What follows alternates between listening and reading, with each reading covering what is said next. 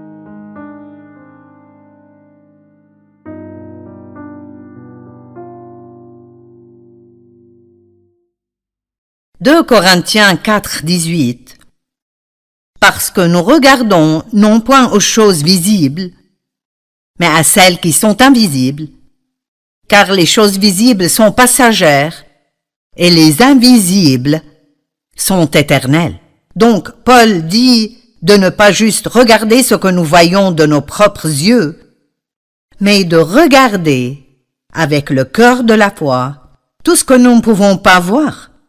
Et vous savez, la vérité est en fait qu'il y a plus qui arrive dans le monde spirituel que nous ne pouvons pas voir que ce que nous pouvons voir.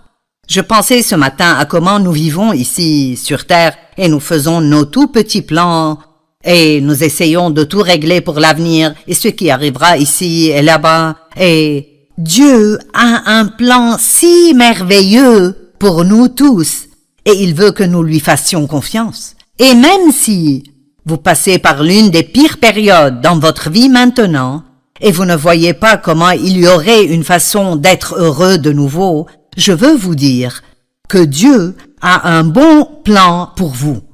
Et si vous croyez cela, tout ce que nous recevons de Dieu vient de croire en ses promesses. Nous recevons de Dieu quand nous croyons ses promesses. En fait, le mot recevoir veut dire croire et le mot croire veut dire recevoir. Donc, qu'importe combien vous avez mal, Dieu veut que vous ayez l'espérance que les choses peuvent et vont changer et que vous avez un bel avenir devant vous. Maintenant, Vous n'avez pas besoin d'être seul pour vous sentir seul. Vous pouvez être dans une salle pleine de gens et vous sentir seul. Si vous êtes timide et anxieux, et peut-être que personne ne vient vers vous et vous parle, et le diable peut vous dire plusieurs mensonges. Les gens ne vous aiment pas, vous êtes déplacé ici. Donc, vous pouvez être avec d'autres personnes et vous pouvez avoir un problème qu'ils ne connaissent pas et que vous ne pouvez pas leur dire, donc vous êtes blessé et ils sont autour de vous à rire et à se réjouir et vous vous sentez seul. Vous n'avez pas besoin d'être seul pour vous sentir seul et vous pouvez être seul sans vous sentir seul. Je veux le dire de nouveau. Vous n'avez pas besoin d'être seul pour vous sentir seul et vous pouvez être seul sans vous sentir seul parce que la vérité est que nous ne sommes jamais seuls parce que Dieu dit qu'il ne nous laissera et ne nous abandonnera jamais. Maintenant, je comprends que nous voulons quelque chose que nous pouvons voir et toucher, mais si vous vous sentez seul parce que vous vivez seul, la chose à faire et de demander que Dieu vous dirige dans ce que vous faites. Parfois, quand nous sommes blessés, nous voulons ne rien faire et nous voulons que quelqu'un vienne et qu'il fasse quelque chose pour nous. Mais je vous dis que n'importe combien vous vous sentez seul, il y a d'autres personnes autour de vous qui se sentent tout aussi seules et ce que vous pouvez faire est de tendre la main vers quelqu'un d'autre et l'aider. Mais parlons de raisons pour le chagrin et la solitude. On m'a dit que le chagrin et la solitude sont deux des problèmes majeurs dans notre société aujourd'hui. Et je veux dire que le deuil après une grande perte est naturel et est nécessaire. Si vous ne vous laissez jamais faire cela, vous pouvez avoir beaucoup de douleurs coincées à l'intérieur de vous qui fait mal. Mais le deuil, d'une façon bonne et saine, est différent de laisser un esprit de deuil submerger votre vie jusqu'au point où vous vivez dans cet état de deuil tout le temps. Et ceci est très intéressant sous la loi de l'Ancien Testament. Ils avaient un certain nombre de jours pour pleurer après une perte et ensuite ils devaient continuer leur vie. Même Dieu a dit au prophète Samuel, qui avait oint Saül comme roi, quand Saül a fait des fautes et Dieu a regretté de l'avoir choisi comme roi, et il a dû lui retirer cette position. Samuel avait investi tellement dans la vie de Saül et il était si déçu et il pleurait et était en deuil pour Saül. Et dans 1 Samuel 16, Dieu a dit à Samuel, « Quand cesseras-tu de pleurer sur Saül? Car j'ai oint un nouveau roi pour qu'il prenne sa place. » Et donc, Dieu lui disait clairement, « C'est le moment maintenant pour que tu lâches cela et allons de l'avant avec le plan que j'ai maintenant. » Et l'autre exemple ou situation se trouve dans Deutéronome quand Moïse est mort et les gens avaient 30 jours pour pleurer sur lui. Et à la fin de ces 30 jours, Dieu a dit à Josué, « Moïse est mort, c'est le moment de continuer. » Je ne suggère pas que si vous avez perdu un proche que vous n'avez que 30 jours pour dépasser cela, mais je pense que c'est intéressant que Dieu ait mis une limite à leur temps de pleurs et je pense que c'est un message pour nous que vous ne pouvez pas juste laisser cela continuer encore et encore et encore. Quelqu'un me parlait ce matin à propos de son père qui est mort et son père et sa mère avaient été mariés 65 ans et c'est un long temps ensemble. Et il me disait combien c'était difficile pour sa mère et ça faisait 4 mois que le père était mort. Et il a dit, on dit que ça prend près d'1 an. Eh bien, je comprends cela, et il y aura toujours des temps ou des choses qui vous rappellent de quelqu'un que vous avez perdu, ou quelqu'un dit quelque chose, et vous pouvez ressentir une autre vague de cette solitude et de ce chagrin. Mais la vérité est que si vous êtes vivant et vous respirez, alors Dieu a un plan pour votre vie, et Dieu a un but pour votre vie, et vous ne voulez pas manquer cela en restant coincé dans ce qui était et ne sera plus jamais. Amen? D'accord. Les gens peuvent se sentir seuls parce qu'ils sont extrêmement timides, ils sont très farouches et ne vont jamais vers personne. Ils s'isolent et espèrent que d'autres personnes viendront vers eux. Des gens peuvent se sentir seuls ou ils peuvent pleurer parce qu'ils ont été rejetés dans leur vie. On a abusé d'eux. Ils ont eu une enfance douloureuse et dysfonctionnelle et c'est beaucoup d'entre vous. Et à cause de ce qui m'était arrivé, je n'ai jamais senti que j'avais ma place. J'avais ce grand secret caché à l'intérieur de moi que je ne pouvais raconter à personne et donc je sentais que personne ne me comprenait. Je me demande combien de personnes regardent maintenant et sentent que personne ne vous comprend vraiment. Eh bien, Dieu vous comprend. Et la Bible dit que nous avons un grand prêtre. Ceci est dans Hébreux 4, 15 et 16. Nous avons un grand prêtre, Jésus, qui comprend nos faiblesses, nos incapacités, nos tempéraments. Il nous comprend parce qu'il avait un corps tout comme le nôtre et est passé par tout ce que nous traversons. Donc, cela me réconforte toujours que Jésus me comprend. Il me comprend vraiment. Et il est avec nous tout le temps et il nous aime. Une personne pourrait être solitaire ou pleurer à cause d'un divorce parce que quelqu'un de proche est mort.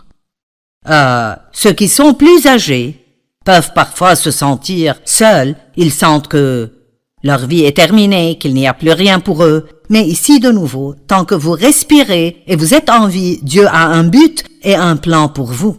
Et l'une des meilleures choses pour nous est de regarder au-delà de nous-mêmes vers ce que nous pouvons faire pour d'autres personnes. Et je dis ceci tout le temps, dans beaucoup de mes sermons. Et peut-être que vous pensez, cela ne peut pas être la réponse pour tout, mais c'est probablement la réponse à la plupart des choses.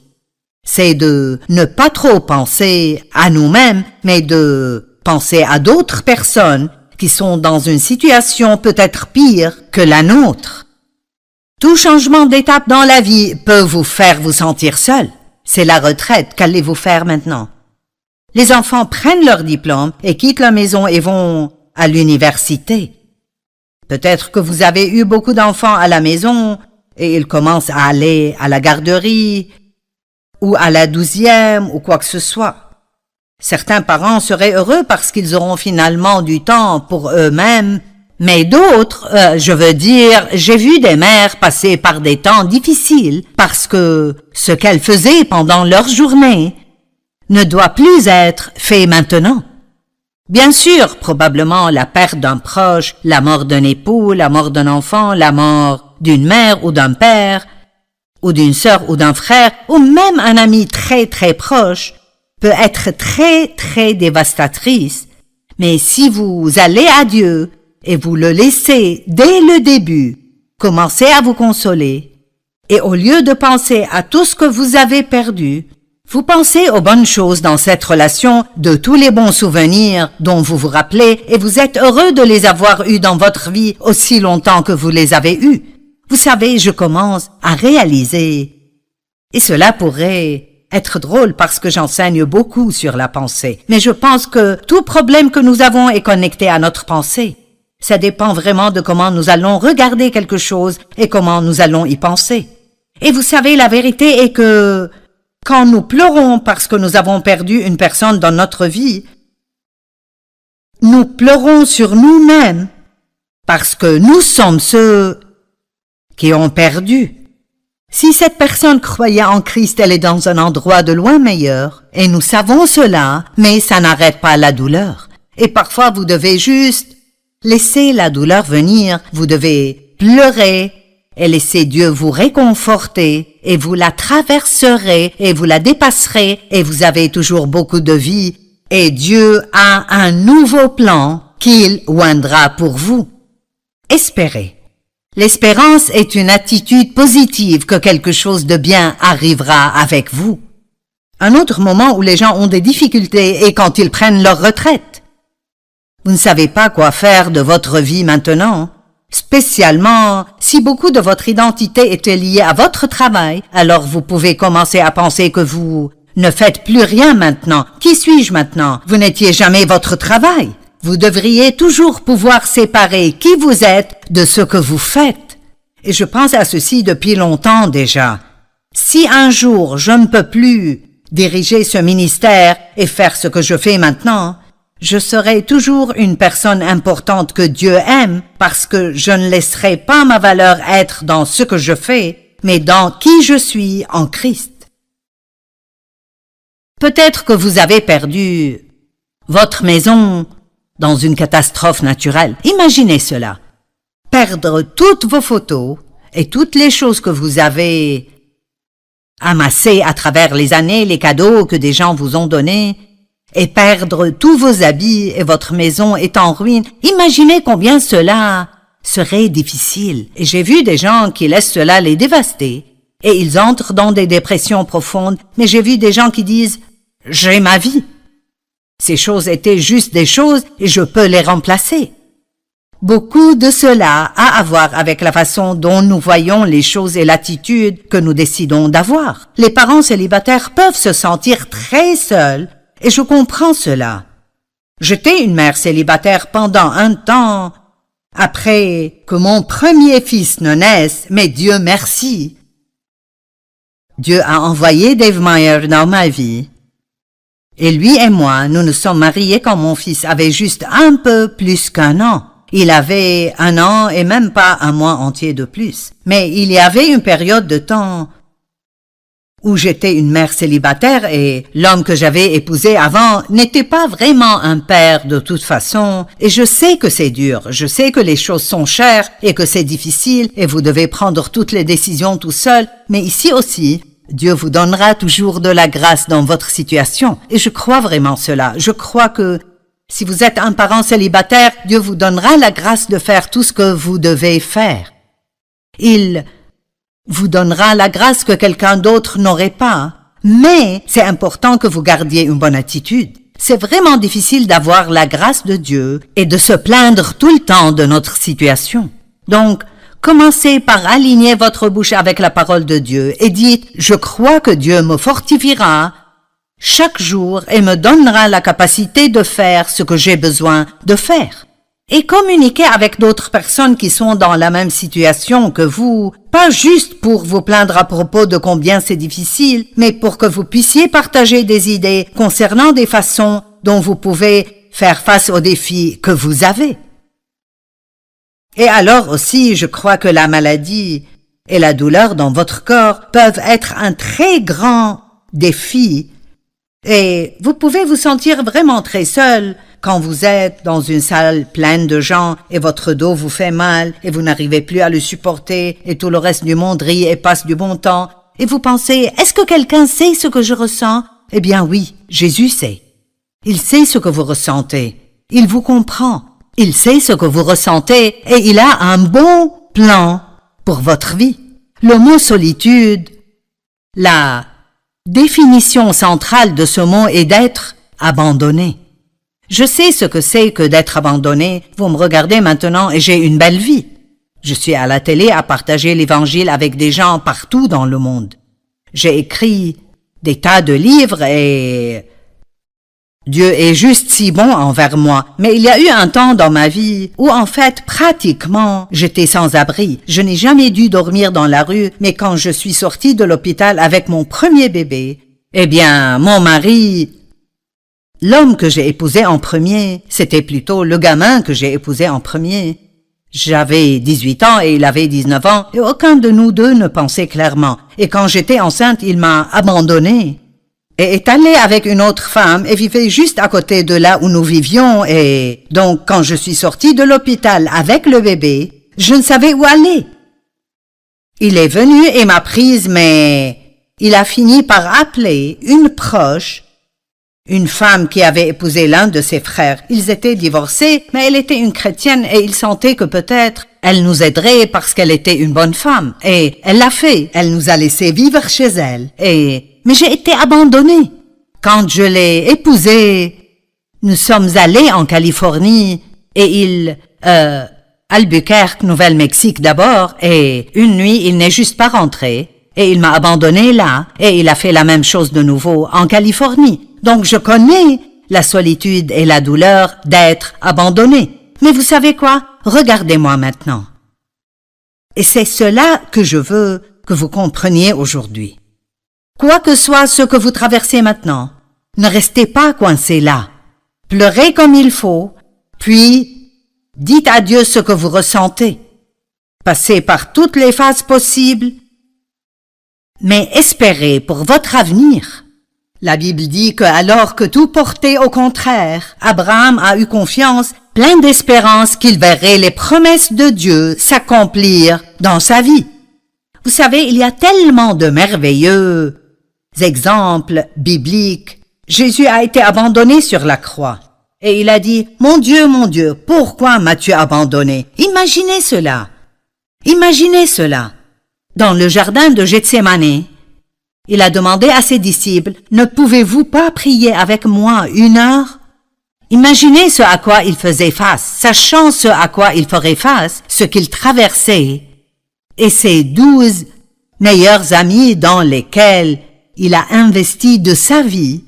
Il ne pouvait même pas rester réveillé 1 heure pour prier avec lui et l'encourager. Ce n'est pas étonnant que la Bible dise que Jésus nous comprend, parce qu'il a été tenté de toutes les manières, tout comme nous le sommes, et pourtant il n'a jamais péché.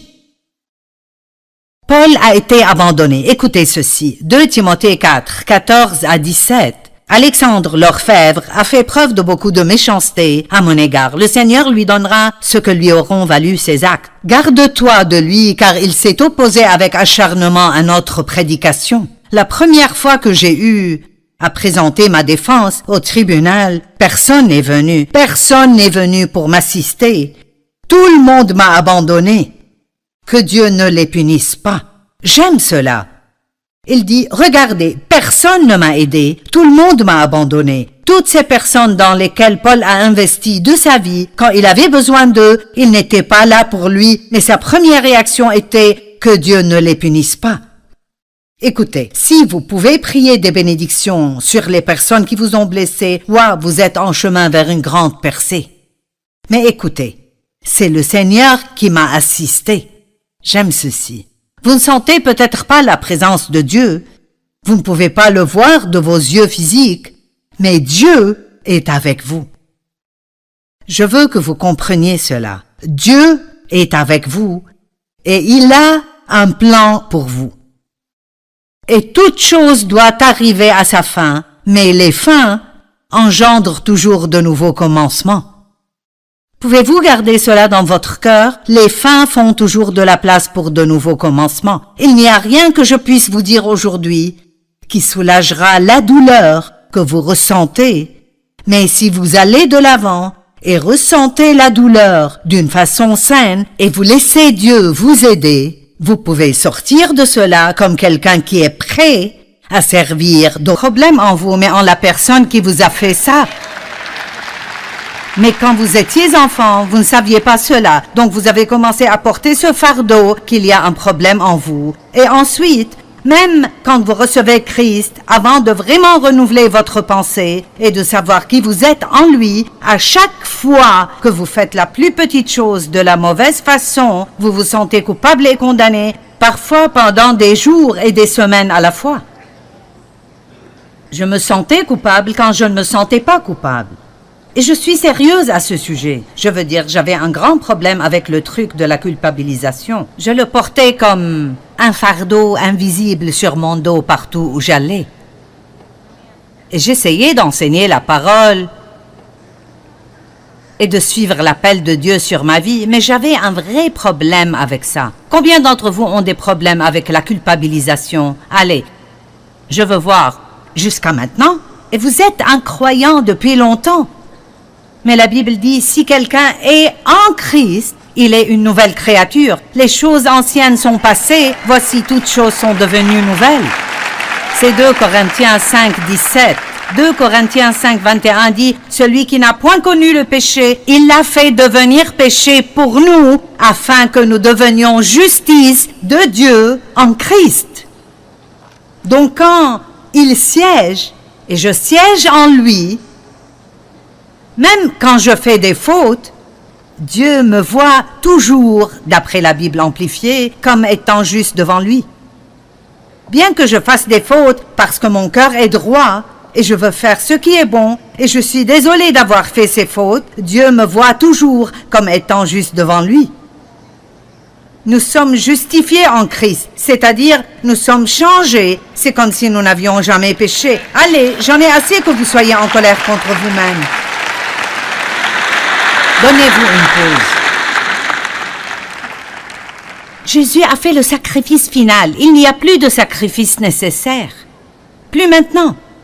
Votre culpabilisation n'est pas la façon de payer pour vos péchés. Allez, si seulement une personne est libérée aujourd'hui, je peux rentrer chez moi heureuse.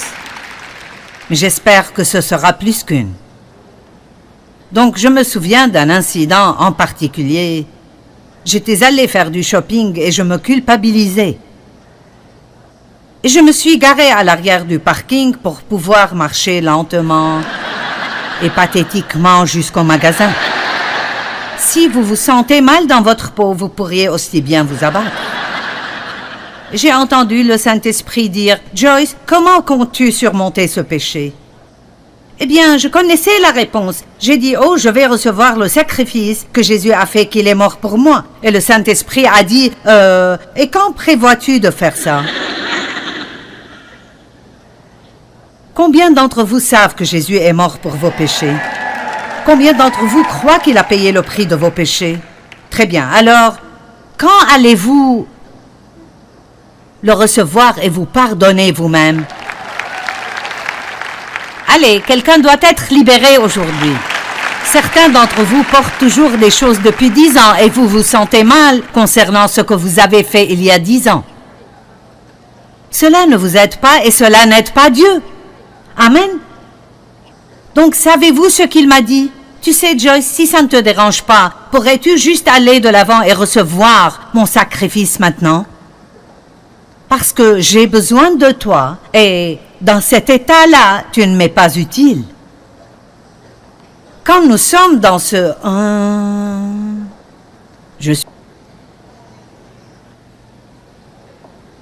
j'ai fait de vous mes outils choisis. Avec tout ce que nous faisons de mal, Dieu nous choisit et il nous utilise. Et la Bible dit qu'il le fait pour confondre ceux qui pensent être sages et utilisables et qui ont vraiment besoin d'humilité. Dieu utilise en fait les ordures, ce que le monde considère comme étant ordures, et le jette, Dieu l'utilise.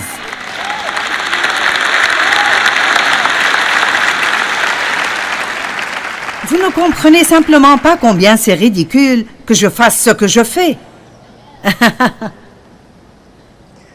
Je veux dire, abuser pendant 15 ans, marié au premier gars venu parce que je pensais que j'étais sans valeur, c'était 5 années supplémentaires de tourments et de torture.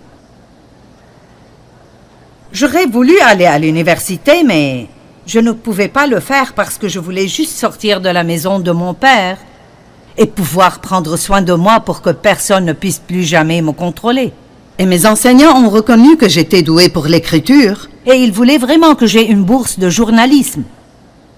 Eh bien, je n'ai jamais pu aller obtenir cette éducation pour écrire et j'ai écrit 135 livres.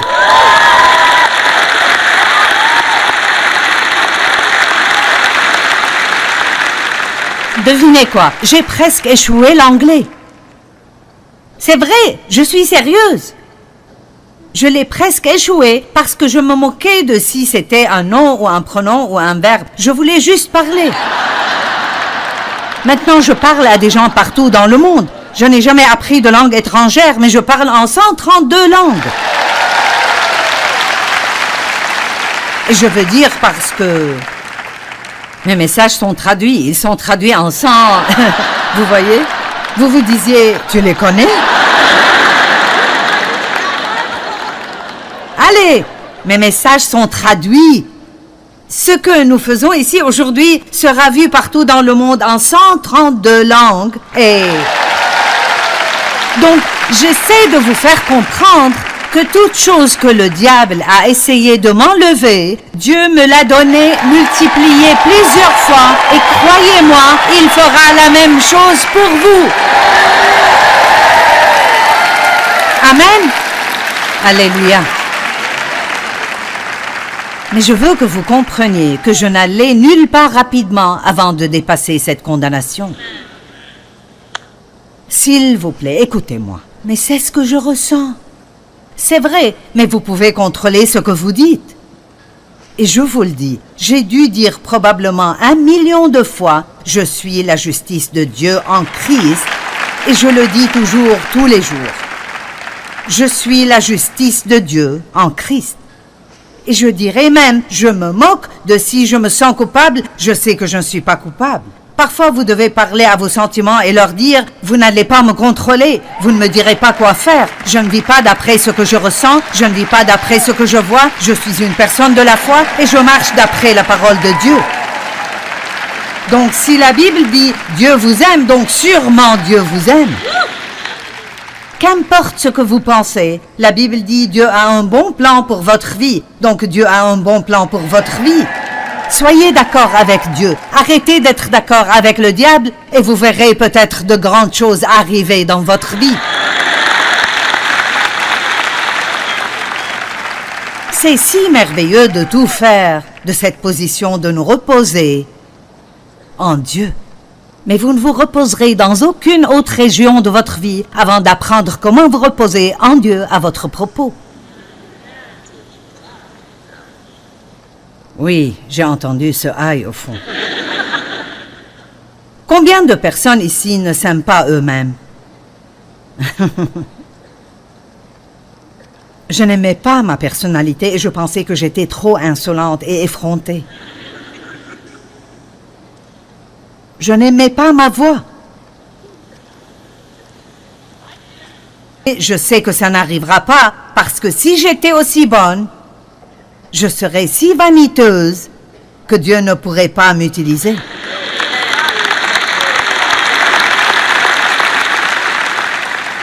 Dieu garde quelques faiblesses en nous pour nous garder humbles.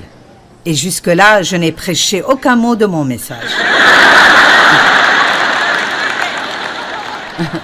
Mais je pense que ça va, je ne sais pas.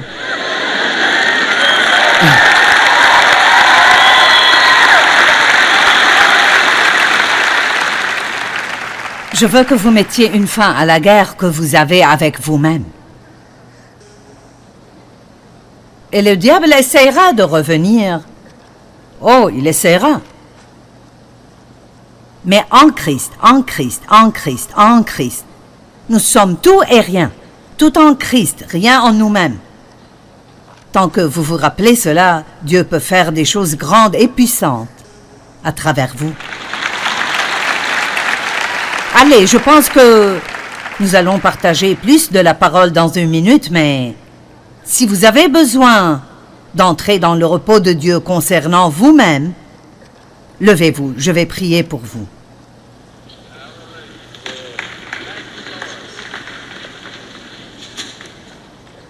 C'est merveilleux parce que c'est presque 80% de l'Église.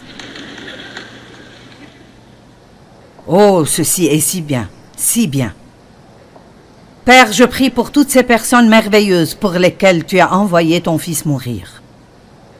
Tu as payé le prix pour eux, pour qu'ils puissent savoir qui ils sont en toi. Nous sommes tous des épaves en nous-mêmes, mais en toi, nous pouvons faire de grandes choses.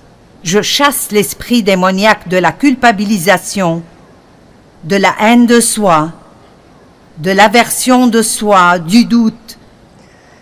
Et je prie que chacune de ces personnes sorte d'ici étant entrée dans ton repos concernant qui ils sont et où ils sont dans leur marche avec toi. Et ils jouiront d'où ils sont en chemin vers où ils vont. Nous allons de gloire en gloire en gloire, et je prie qu'ils jouissent de la gloire où ils sont, alors qu'ils vont à la suivante. Je prie une bénédiction sur vous, que vous ayez la paix concernant qui vous êtes et où vous êtes dans votre marche avec Dieu. Vous vous asseyez, vous vous tenez debout, vous marchez, et puis finalement vous pouvez courir votre course. Je n'aurais pas pu faire ma course maintenant si je ne savais pas comment m'asseoir, comment siéger en Christ. Qu'est-ce que la Bible nous dit à propos de notre marche? Marcher dans la foi, 2 Corinthiens 5, 7, car nous marchons par la foi, nous régissons notre vie, d'après notre foi, respectant la relation de l'homme avec Dieu et les choses divines. Nous ne marchons point par la vue ou les apparences. Je voulais parler plus de la foi, mais je ne sais pas si j'irai aussi loin. Nous devons marcher dans l'amour. En ce qui me concerne, ces 2 premières choses sont les plus importantes de toutes. Je veux dire, l'apôtre a même dit dans l'un des épîtres que la raison même de toutes choses que nous faisons ici est de marcher dans la foi et demeurer dans l'amour. Car la foi n'agit que par l'amour, d'après Galates 5, 6. Qu'importe combien de foi nous avons, si nous ne savons pas que Dieu nous aime, cette foi ne sera jamais assez forte pour nous faire aider. Et marcher dans l'amour avec d'autres personnes est si important. Pardonnez à ceux qui vous ont fait du mal et soyez gentils et miséricordieux envers les gens. Soyez bons et croyez le meilleur à propos des gens. Aidez les personnes qui sont en difficulté. Passez votre vie à être une bénédiction au lieu de passer votre vie à prier pour être béni.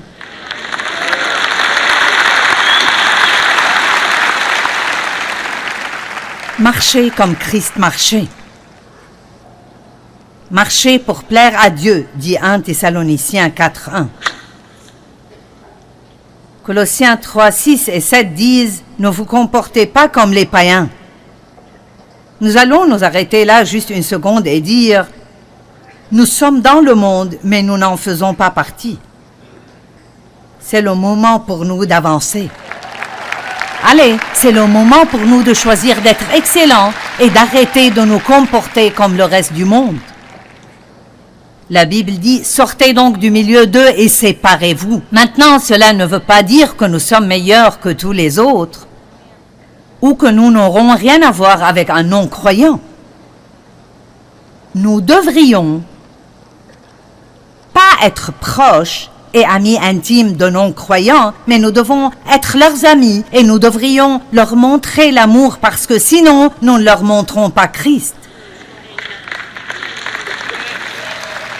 Mais nous ne pouvons pas devenir comme eux. Je dis toujours, passez du temps avec les non-croyants tant que vous les affectez et ils ne vous infectent pas. Amen. Si nous ignorons et évitons tous les non-croyants, et là, de vous-même. La plupart d'entre nous pensent que si nous obtenons ce que nous voulons, si nous obtenons juste les choses que nous voulons, alors nous serons heureux. Mais la vérité est que les choses ne peuvent pas vous rendre heureux. Vous aurez peut-être un plaisir momentané, mais cette nouvelle chose devient une chose ancienne et ensuite vous devez avoir une autre chose pour vous rendre heureux. Mais j'ai trouvé, dans la parole de Dieu et d'après ma propre expérience, et l'expérience est importante parce que la Bible dit que nous apprenons par la parole de Dieu et les expériences de la vie. Et quand je lis quelque chose dans la Bible qui est une promesse, mais ensuite j'en fais l'expérience, ça rend cela doublement plus efficace. Et donc, la Bible nous enseigne que l'une des façons dont nous pouvons vraiment être heureux, et j'ai découvert cela de la parole et de mon expérience, c'est d'arrêter de penser à vous-même et de faire autant que vous le pouvez pour d'autres personnes. Dans Galates 6, il dit « Pratiquons le bien envers tous, et surtout envers les frères en la foi ». Ça veut dire que votre pensée doit être remplie de façon dont vous pouvez être une bénédiction pour d'autres personnes. Mais pour faire cela, nous devons demander à Dieu de nous aider à écarter l'obstacle du moi. Donc, voyons ce que la Bible dit à ce sujet. La parole de Dieu nous dit qu'il y a une vie supérieure et une vie inférieure. Et la vie inférieure serait la vie vécue d'après les standards du monde. La vie supérieure serait la vie vécue d'après les standards de Dieu. Si vous pensez à cela, le monde dirait « Obtenez tout ce que vous voulez pour vous-même, vous le méritez, rendez-vous heureux et la vie sera bonne. » Mais en fait, c'est la vie inférieure. Dieu dit « Ne pensez pas à vous-même, demandez-moi ce que vous voulez, jetez vos fardeaux sur moi et faites-moi confiance pour faire ce que je sais est le meilleur pour vous et utilisez votre temps, votre argent, vos ressources et vos efforts pour être une bénédiction pour d'autres personnes et c'est la vie supérieure et vous aurez une joie que vous ne connaîtrez jamais si vous vivez la vie inférieure. » Marc 8, 34 et 35 dit « Puis ayant appelé la foule avec ses disciples, il leur dit, si quelqu'un veut venir après moi, vous n'allez pas aimer cette partie, mais n'éteignez pas votre télé, je veux que vous écoutiez. Si quelqu'un veut venir après moi, qu'il renonce à lui-même, aïe, s'oublie, s'ignore, se déshérite et se perde de vue, lui et tous ses intérêts, cela ne semble pas être amusant. Vous ne pourriez pas faire applaudir beaucoup de personnes avec ce verset. Qu'il se charge de sa croix et qu'il me suive.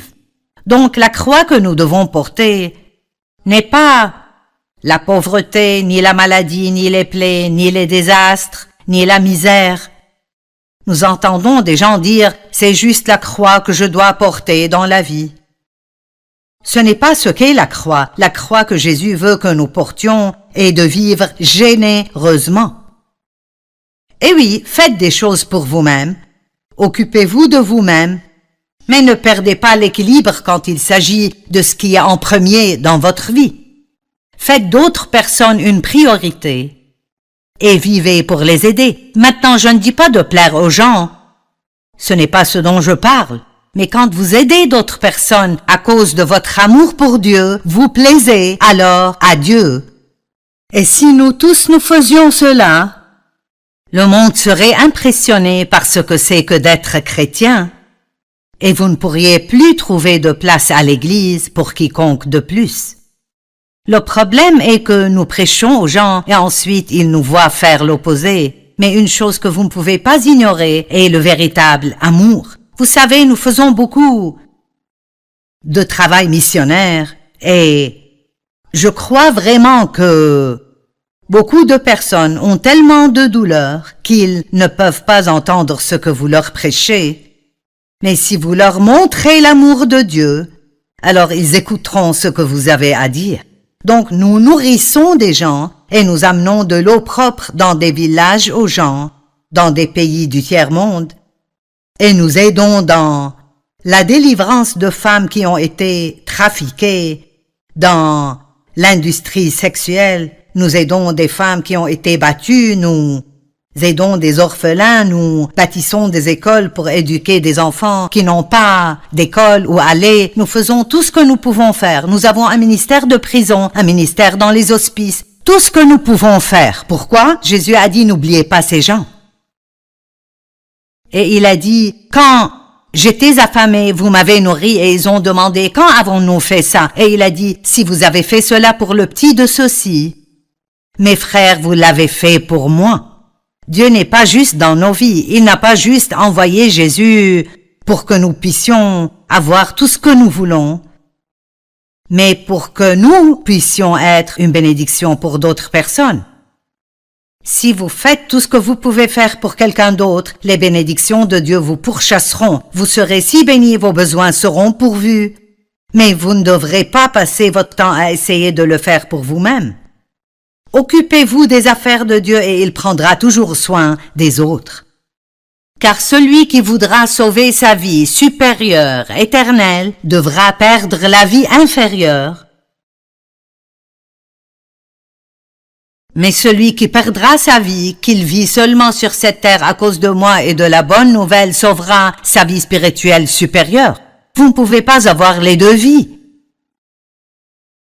Si vous voulez la vie supérieure, vous devez abandonner la vie inférieure, sinon vous n'aurez pas la vie supérieure.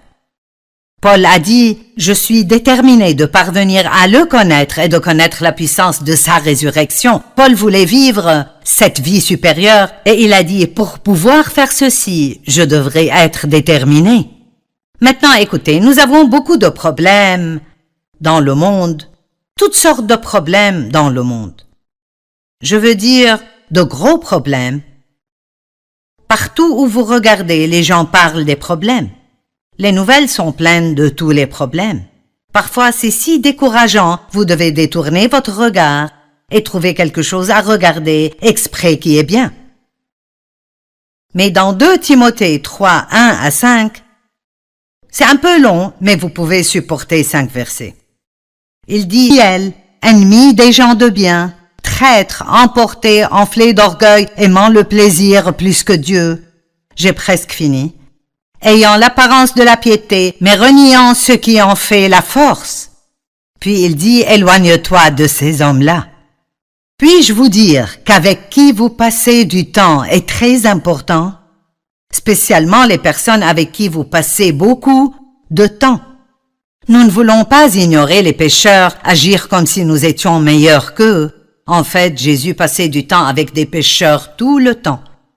Mais je dis, passez du temps avec des personnes comme ça tant que vous les affectez et elles ne vous infectent pas. Vous devez faire très attention avec qui vous passez beaucoup de temps parce que vous devenez comme ceux que vous fréquentez régulièrement. Si vous m'écoutez tous les jours à la télé, vous commencerez vite à dire des choses comme je l'ai dit. C'est la même chose pour moi. Si j'écoute quelqu'un tout le temps, je prendrai certaines de ses habitudes. Donc, vous devez choisir qui vous fréquentez très attentivement. Faites attention quand vous êtes attiré par ce genre de situation et résistez-y. Éloignez-vous-en. Je vais vous parler d'un jeune homme qui avait une bonne vie, mais qui ne réalisait pas cela. Et il voulait que son père lui donne son héritage, bien qu'il fût toujours un jeune homme. Et la chose que vous ne comprenez pas à propos de la culture où il vivait est que c'était si insultant de dire à votre père « Donne-moi mon héritage » parce qu'essentiellement il disait « J'aimerais que tu sois mort pour avoir l'argent ». C'est intéressant pour moi que le père lui a donné ce qu'il voulait. Et vous savez, parfois, Dieu nous donne ce que nous voulons pour nous prouver que ce n'est pas vraiment ce que nous voulons. Après tout, savez-vous que certaines des choses que vous pensez peut-être vouloir pourraient être les pires des choses pour vous? Donc vous devez faire attention à combien vous essayez dur d'obtenir ce que vous voulez et vous assurer que vous laissez Dieu vous donner ce qu'il veut que vous ayez. Mais voici l'histoire. Le fils plus jeune dit à son père, il y a 2 frères dans cette histoire. « Mon père, donne-moi ma part d'héritage. » Maintenant, j'ai encerclé les mots « donne-moi » parce que ces 2 mots sont ce qui a presque ruiné sa vie. Et savez-vous ce dont le monde est rempli aujourd'hui? Des gens qui disent « donne-moi, donne-moi, donne-moi ». Ils ne cherchent pas à donner ou à être une bénédiction, ils cherchent ce que tout le reste du monde peut faire pour eux. Et le père fit le partage de ses biens entre ses fils. Quelques jours plus tard, le cadet vendit tout ce qu'il avait reçu et s'en alla dans un pays lointain. Là, il gaspilla et perdit toute la fortune que son père lui avait donnée. Vous voyez, il n'était pas assez grand ou assez mature pour savoir comment s'occuper de ce genre de bénédiction comme il faut. Et parfois, nous ne comprenons pas pourquoi Dieu ne nous donne pas plus de ceci ou de cela, mais la vérité est que Dieu vous donnera ce que vous pouvez gérer. Si vous vous rendez misérable parce que vous voulez des choses que vous n'avez pas, pourquoi ne pas dire « Dieu, je veux ta volonté ». Ne me donne pas ce que je demande si ce n'est pas ce que tu veux que j'ai. Maintenant, écoutez. Il gaspilla sa fortune en menant grande vie. Lorsqu'il eut dépensé tout ce qu'il avait, une grande famine survint dans ce pays et il commença à se trouver dans le besoin. Il se trouva donc du travail à garder les pourceaux. Son boulot était de nourrir les pourceaux. Mais avant longtemps, tout ce qu'il pouvait manger était la même chose que les pourceaux mangeaient. Voici ce jeune homme qui vivait à la maison avec un père riche qui l'aimait et avait une belle vie, mais il n'était pas satisfait. Peut-être que vous regardez aujourd'hui et vous vous êtes permis d'être insatisfait, mais si vous y pensez vraiment et vous regardez autour de vous, vous avez une belle vie. Savez-vous que si vous vivez sous un toit et avez quelque chose à manger, vous êtes plus béni que probablement les 2/3 des gens dans le monde? C'est mauvais quand nous oublions nos bénédictions et nous regardons seulement à ce que nous n'avons pas. Donc il se retrouve à manger avec les cochons. Et j'aime la façon dont la Bible dit ceci. Elle dit étant rentré en lui-même. Et vous savez, beaucoup d'entre nous, nous avons besoin d'un réveil. Nous avons besoin d'un réveil dans notre vie. Avez-vous besoin de rentrer en vous-même? Avez-vous besoin de vous réveiller aujourd'hui? Vous êtes-vous éloigné de Dieu et est-ce un réveil pour vous? Vous savez, nous avons besoin de rester forts chaque jour, de garder notre foi active et nous accrocher à Dieu avec tout ce qu'on a. Ne laissez pas le monde vous l'enlever. Il est rentré en lui-même et il a réalisé, ici, je mange avec les cochons. Et il s'est dit, je sais ce que je ferai. J'irai à la maison, vers mon père, et je lui dirai, mon père, je ne suis plus digne d'être appelé ton fils. Mais me prendras-tu?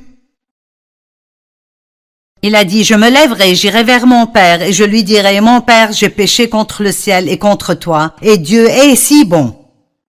Et il est le maître des secondes chances, et des troisièmes chances, et des quatrièmes chances. Et je ne sais pas où vous êtes maintenant, mais je crois que je parle à des personnes aujourd'hui qui ont besoin d'une deuxième chance ou une troisième chance. Et peut-être que le diable vous a convaincu que Dieu ne vous reprendra pas, il est un menteur. Je me demande si ce jeune homme a pensé, je me demande si mon père me reprendra. Donc il est retourné chez son père et il est écrit que le père est venu vers lui en courant. Et les hommes plus âgés en ce temps ne couraient pas. Son père était si heureux de le voir. Il a ordonné qu'on fasse une grande fête, qu'il tue le veau gras, qu'il lui amène la plus belle robe, qu'on lui mette un anneau au doigt. Et le fils était repentant et donc tout ce que le père voulait était de lui amener la restauration. Si vous êtes tombé dans le péché et vous êtes repentant, Dieu veut juste vous restaurer et il veut le faire maintenant. Il ne sera pas en colère contre vous, il ne vous punira pas et ne vous rappellera pas chaque 5 minutes de vos fautes. Donc si vous vous retrouvez dans un champ de porc, en quelque sorte, vous pouvez vous repentir et vous pouvez retourner chez votre père et dire « Père, j'ai péché et je veux retourner à la maison ». Il y a un autre jeune homme dans la Bible qui est allé chez Jésus et a dit « Qu'est-ce que tu veux que je fasse? Qu'est-ce que je dois faire pour être juste devant toi pour faire ce que tu veux que je fasse? » Et il lui a dit « Garde mes commandements. » Et le jeune homme, si imbu de lui-même, a dit « Oh, j'ai fait cela, j'ai fait cela. » Et Jésus lui a dit « Il te manque encore une chose. » C'est quelque chose que nous devons réaliser, c'est que quoi que nous pensions avoir fait, il y a toujours quelque chose qui nous manque. Et c'est vraiment une bonne nouvelle parce que ça veut dire que qu'importe combien de bonnes choses nous pensons avoir faites, il n'y a rien que nous puissions faire qui nous rendrait juste devant Dieu. Nous avons toujours besoin de Jésus. Il y a toujours cette chose qui nous manque. Et Jésus veut venir et réparer cela. Et donc Jésus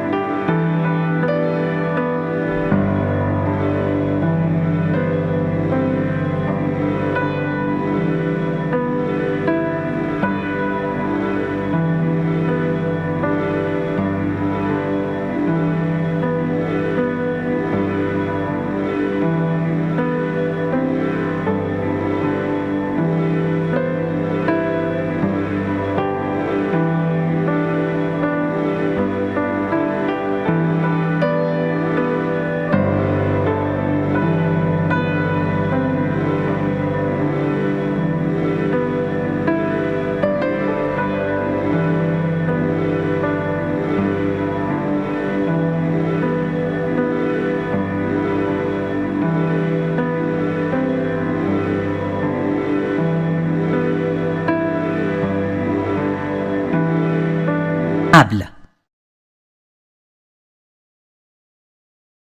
Marc 4, 14 dit « Le semeur sème la parole ».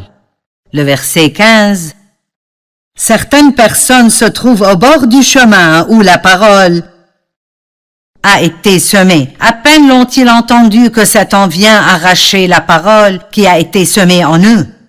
Puis il y a ceux qui reçoivent la semence sur le sol rocailleux. Quand ils entendent la parole, ils l'acceptent avec joie. Il dit ici, comme vous lisez l'histoire entière, que certains ont été offensés, d'autres sont trompés par la séduction de l'argent et des richesses. Le diable fera tout pour vous arrêter de laisser cette parole prendre racine dans votre cœur. Vous pourriez aller à l'église et entendre un merveilleux message de votre pasteur et peut-être le voir conduire hors du parc de stationnement et il a une meilleure voiture que vous et tout d'un coup vous êtes offensé. Et vous le jugez et vous dites, eh bien, il ne devrait pas conduire une voiture comme ça.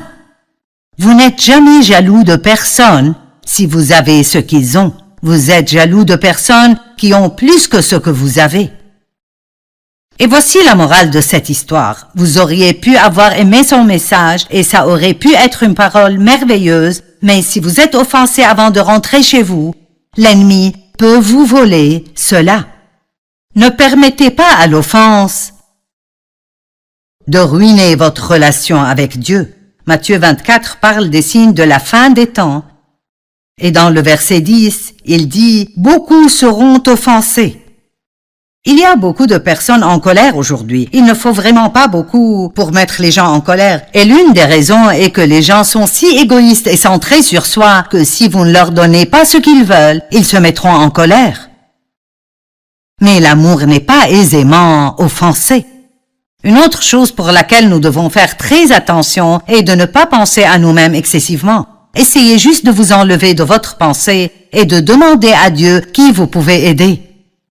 Romains 12, 1 à 3 dit « Je vous exhorte donc, frères et sœurs, par les compassions de Dieu, à offrir vos corps comme un sacrifice vivant, saint, agréable à Dieu, ce qui sera un culte raisonnable.